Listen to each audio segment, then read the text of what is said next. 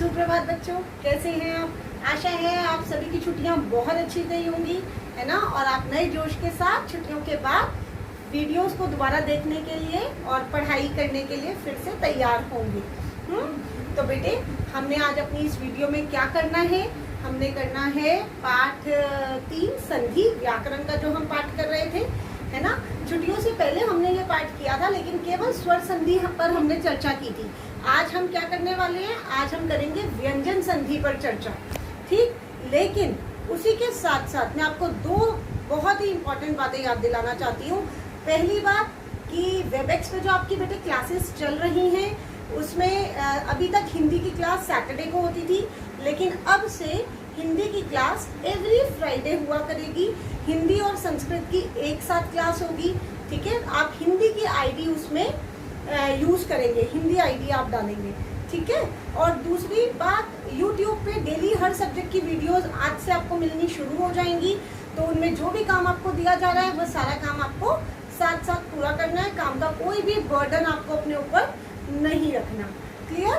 तो चलिए अब चलते हैं अपने पाठ की तरफ। पाठ 3 संधि। चलिए बच्चों, शुरू करते हैं अपना पाठ संधि।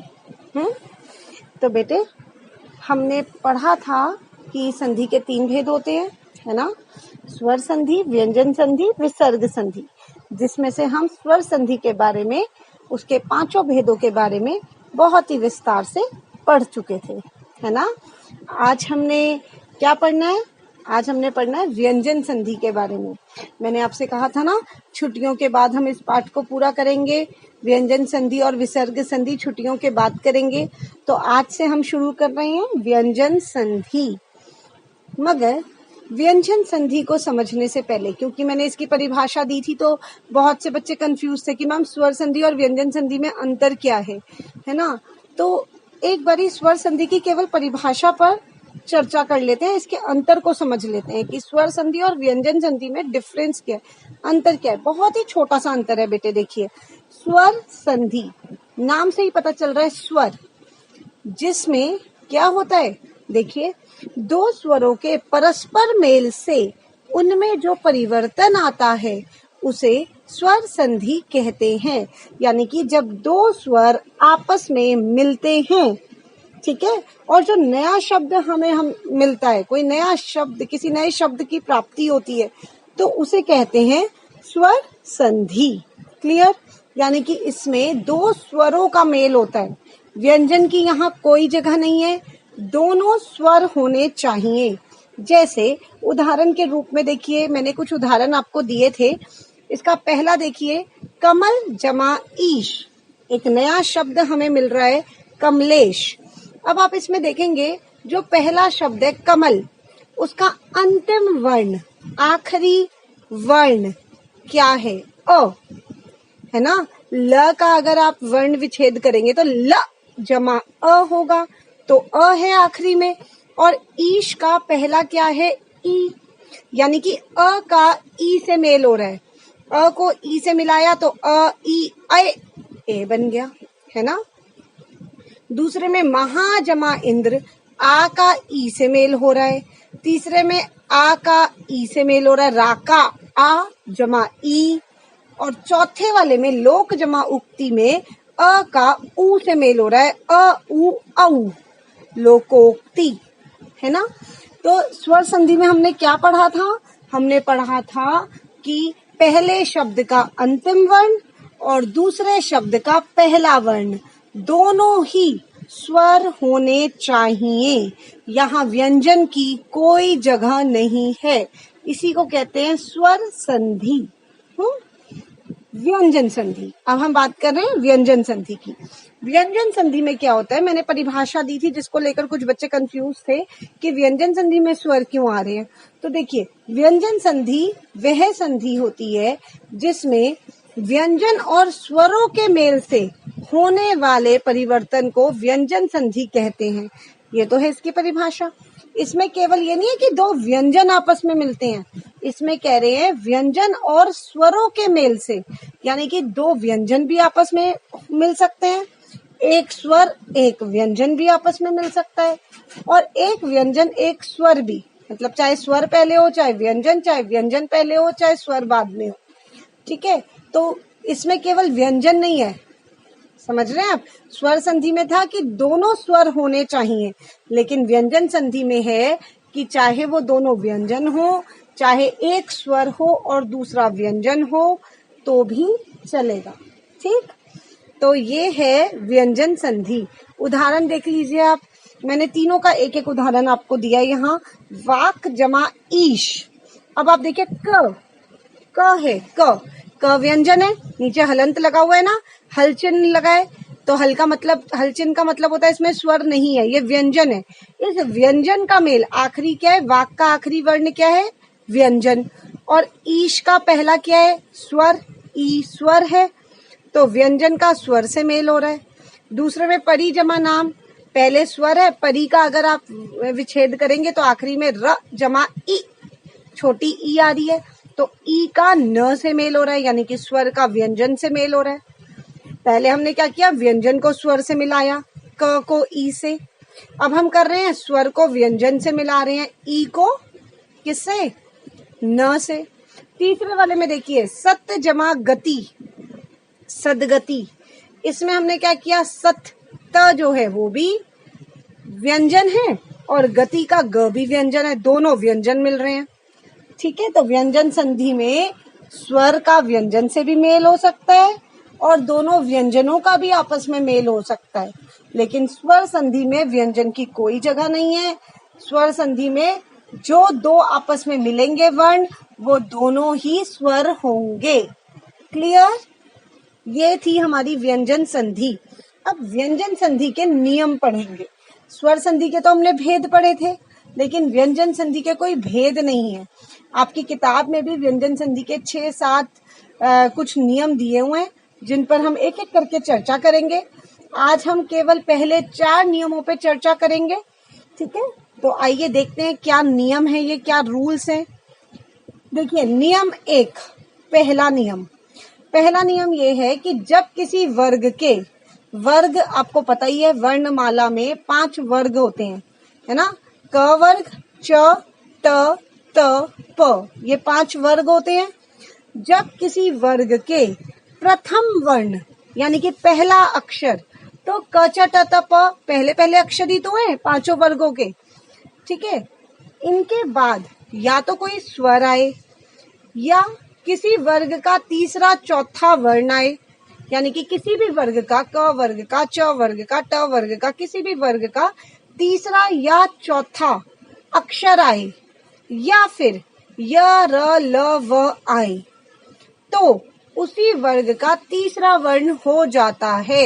यानी कि क्या हो जाता है, क, च, ट, त, प के बाद या तो कोई स्वर आए, या तो तीसरा और चौथा वर्ण आए, या फिर य, र, ल, व आए। अगर इनमें से कुछ भी आ रहा है क, च, ट, त, प के बाद, तो क्या होगा, क बदल जाएगा ग में, ठीक है। तीसरे में बदल जाएगा ना, उसी वर्ग का तीसरा वर्ण हो जाएगा। तो तीसरा वर्ण, क वर्ग का तीसरा वर्ण क्या है, क, ख, ग है ना तीसरा। च वर्ग का तीसरा वर्ण क्या है, च, छ, ज, तीसरा ज है। त वर्ग का ड, त का द और प का ब, तो ये इसमें बदल जाएंगे, ठीक। उदाहरण देखिए आप, उदाहरण से और अच्छे से समझ पाएंगे। जैसे देखिए मैंने 3 उदाहरण दिए, सत्य जमा गति। अब आप देखिए त आ गया, त पहला वर्ण, पहला वर्ग का है ना, पहला वर्ण है, त, थ, द, ध, न, है ना, तो त है। त के बाद आ रहा है ग, यानी कि त के बाद आ रहा है तीसरा वर्ण। तो मैंने कहा था तीसरा चौथे वर्ण में से अगर कोई भी आ जाता है तो त किस में बदल जाएगा, अपने ही वर्ग के तीसरे में।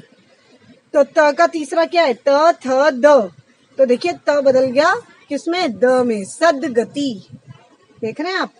फिर देखिए दूसरा, शट जमा दर्शन। अब त पहला वर्ग है, क, च, त पहला है, इसके बाद दिया है दर्शन, द, त का मेल द से हो रहा है, द भी तीसरे नंबर पे आता है, तीसरा नंबर है, ठीक है। तो तीसरे चौथे में से अगर कोई आए तब भी क्या होगा, त किस में बदल जाएगा, अपने ही वर्ग के तीसरे में। तो ट वर्ग का तीसरा व्यंजन कौन सा है, ट, ठ, ड, ड है, तो ट किस में बदल गया? आप देखिए ड में, देख रहे हैं, षड दर्शन। फिर अच जमा अंत, च, च पहला है और इसके बाद अ आ रहा है। अ क्या होता है? क्या होता है? अ स्वर। तो मैंने कहा था अगर स्वर आ जाए, या तो स्वर आए या तीसरा चौथा व्यंजन आए, किसी भी वर्ग का तीसरा या चौथा वर्ण आए, या फिर यर लव आए, तो इसमें आ गया, अस्वर है। तो च अपने ही वर्ग के तीसरे में, तो च का तीसरा व्यंजन कौन सा है? च छ ज, ज। तो च किस में बदल गया? ज में, अजंत। क्लियर? ये है पहला नियम।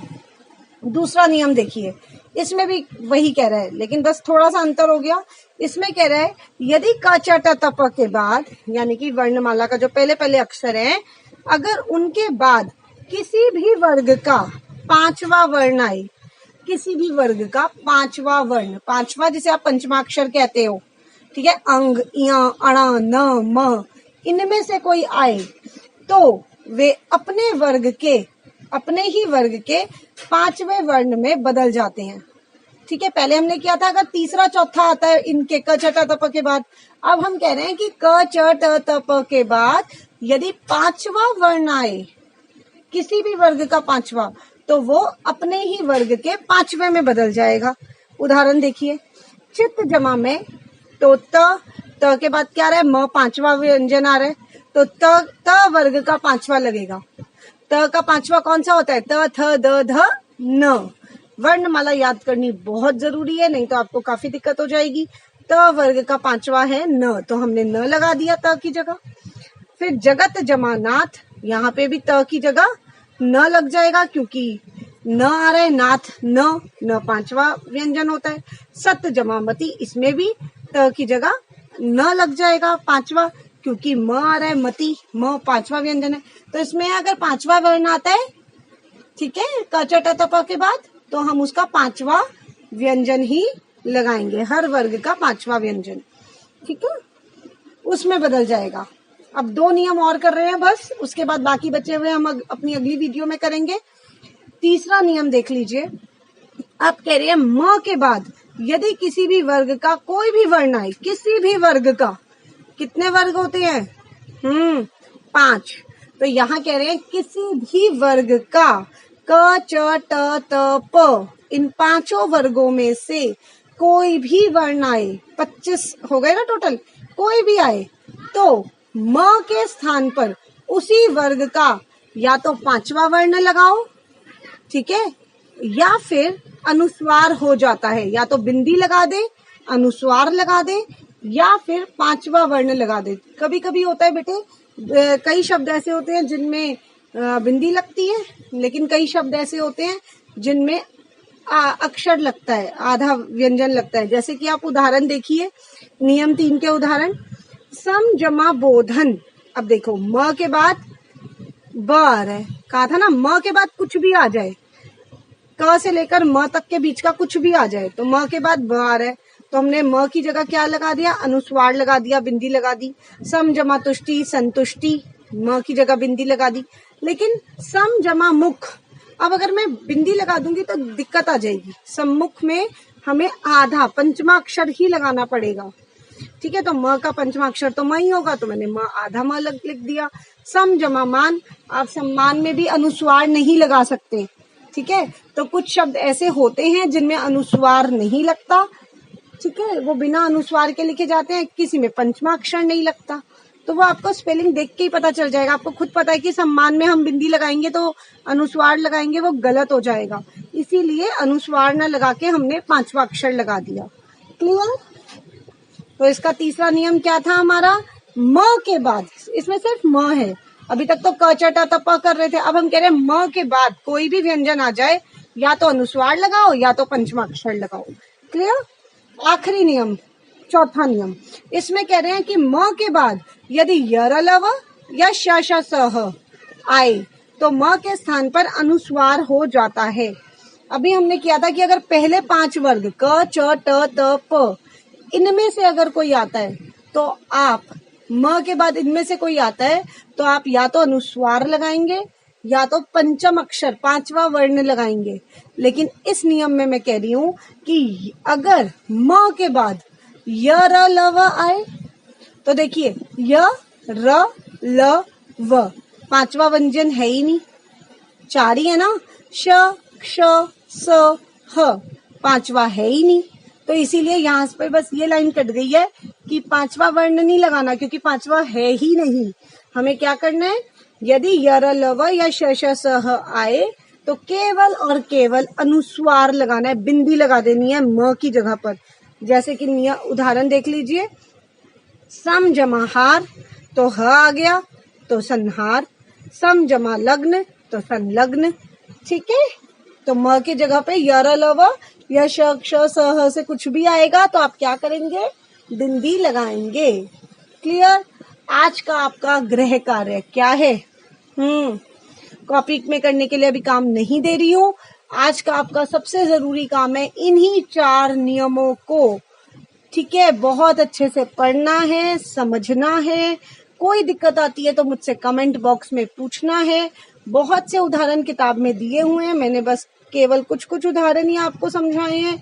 तो आपको अगर कोई भी दिक्कत आती है आप मुझे बताएंगे और इन 4 नियमों को याद करेंगे, तभी हम कल अगले 3 नियम जो और बचे हैं उन्हें अगली वीडियो में, कल की वीडियो में